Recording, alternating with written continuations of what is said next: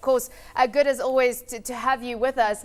I mean, back in 2007, the IMF said that Mozambique is really one of sub-Saharan Africa's great success stories, and continuing to see strong growth coming through from Mozambique. It was a period of coming off a low base, and now it's a period of, new economic growth generators with the, oil, with gas and coal finds. Talk to us about your economic projections right now. That's 7.5%, which of course really stands out above many African countries right now. Absolutely. So Mozambique is indeed one of the fastest growing economies, definitely in sub-Saharan Africa, but also globally.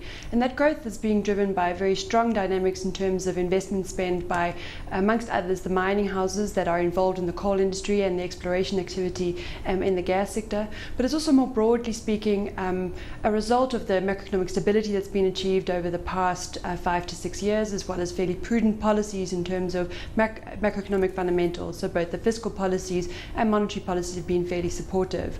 We've actually just come through a cycle of tightening with regards to the monetary cycle, and we've actually seen that they've started to ease policy over the past 6 to 8 months, and that's likely to continue moving forward.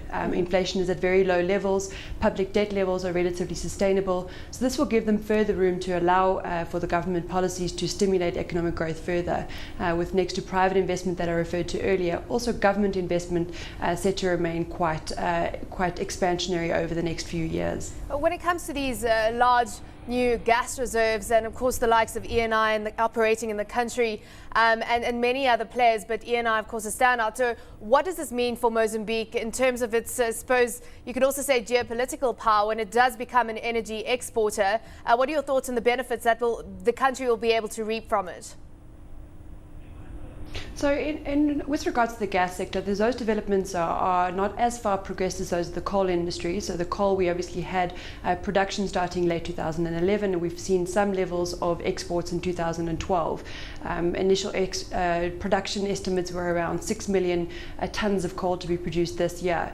It's unlikely that they'll meet those targets, with some infrastructural shortcomings inhibiting the amount of coal that is being exported, with Vale, amongst others, actually reducing some of their export and production figures for this year, but the gas proceeds are only likely to follow over the very medium term or even long term. So those finds have been very substantial, as you referred to earlier. ENI has estimated their reserves to reach 70 trillion cubic feet, which is very substantial and comparable to that of, for example, some of the Middle Eastern countries in terms of the proved reserves that they have at present.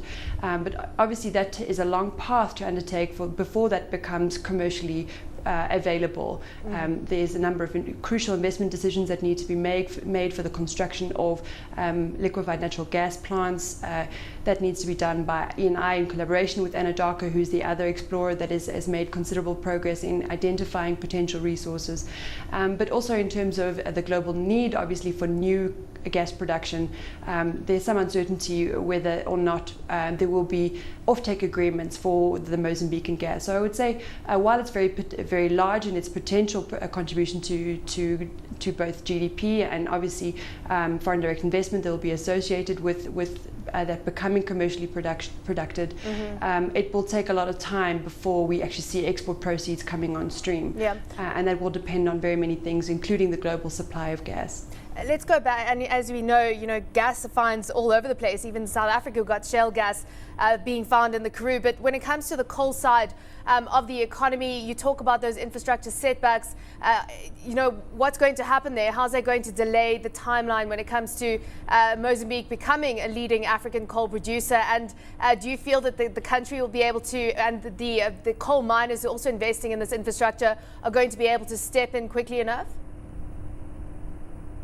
They definitely are actually stepping in quite rapidly.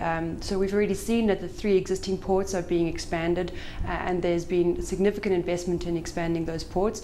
Now the delay has been in improving the links between the Tet province, where the majority of the coal is currently being produced, and those export ports. So there's Vale constructing a quite significant railway that will run through Malawi. That's only yet the construction has started, but they will only start being operated in the medium term, so say 2 to 3 years. We already had obviously discussions with regards to using the Beira port and supporting the water infrastructure to that port. So it'll take, I think, at least 2 to 3 years before about 20 million metric tons of coal will be able to be exported through those ports and the linking infrastructure. So in 2012, 2013, we're likely to see marginal improvement in the export figures. But in 2 to 3 years from now, I think Mozambique will be a more substantial international player in the coal export market. When it comes to the growth of the population, you're looking at 2050 is the year at which Mozambique's population will match South Africa's. You've got a growing population, you've got an urbanizing population, but will you have an increasingly affluent population? I mean, are the people on the ground going to benefit from the high-level macroeconomic growth story that's going on? So Mozambique is indeed quite an outlier in terms of the GDP per capita levels that they currently experience. It's definitely coming off a very low base at around $600 US per capita at present, which is substantially smaller than that of its neighboring countries. But over time, we're expecting that in the next decade, GDP per capita will grow at about 120%, which will even outpace the growth that we've already seen in the past 10 years with around 100% growth in GDP per capita. So there's definitely been gains made, but obviously the levels are still quite low, and there is pervasive levels of inequality and of poverty.